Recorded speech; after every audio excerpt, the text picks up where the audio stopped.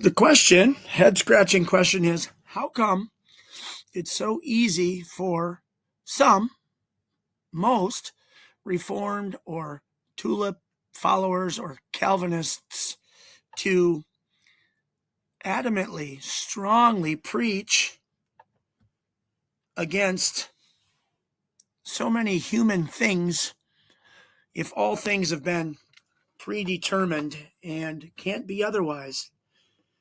I don't want to spend hours on what some of the confessions teach, what John Calvin taught, but there's a few things right there that you can look at.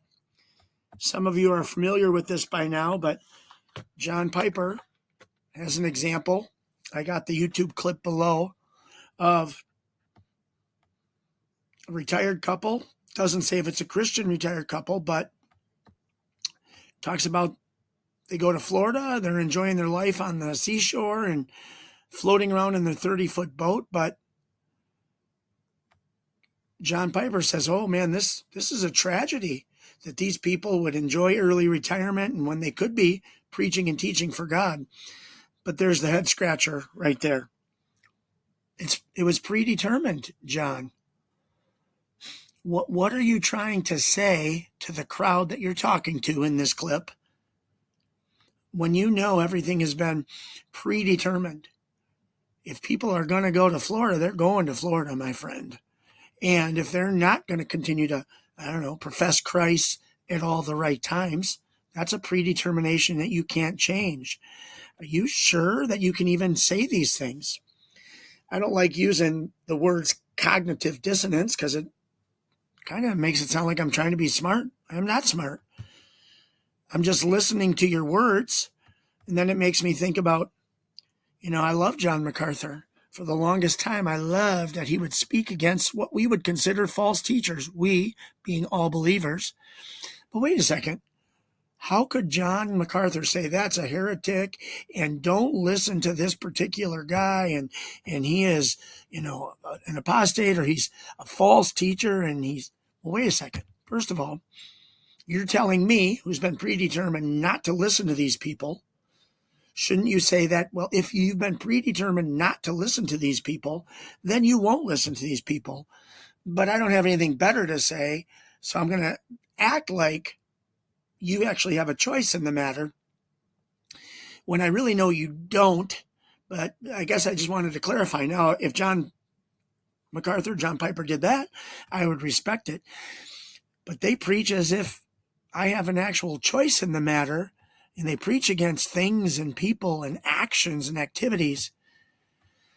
I got a Calvinistic friend who does the same thing all the time, and now it's just totally like, whoa. Do you listen to what your preachers teach? Then do you listen to what you say? You believe that everything's predetermined, and then you sit here and argue against the commercial that's showing, trying to sell condoms. Well, this shouldn't be on TV because young kids will see it. No. It was predetermined. It's part of his plan. Why would you care about it? You should praise it and glorify it and say, man, that's a great commercial. I wonder what God's doing with that in his glory and his good pleasure. That would be a better, more logical, more like you believe what you teach and preach and heard from your teachers as if you actually believe what they said. Anything else when you're arguing against what happens in the world? Totally just cognitive dissonance, a total disconnect. So you have one life. Don't waste it.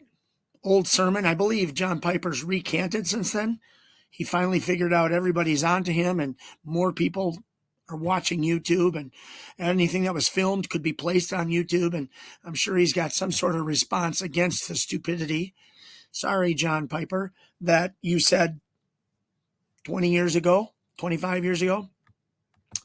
That's the YouTube clip right there. You can go right to minute 5. Again, how can the reformer believe that everything's been predetermined and ever speak so adamantly against, how people make their choices and go about doing their lives, and especially use it as a teaching tool for you and I, the listener? if you and I, the listener, have been predetermined and will never do anything other, shouldn't the pastor at least throw that caveat in there, throw that extra piece of teaching in there, if that's really what they believe? If all's been predetermined, it doesn't make sense to tell me not to, trust the little Bible tract thing called the daily bread. Shouldn't he say, well, you got to be careful. Now, I know if you're predetermined to actually believe what the daily bread says, the time that it was written by a false teacher and there's false doctrine in it, that's the way it's going to be. But I don't know what else to say as a pastor, because my reality is the same as yours, and I think that I can change stuff and I can do stuff and I'm part of stuff, and it just doesn't make any sense, people. I just don't get it. Okay, head scratchers abound.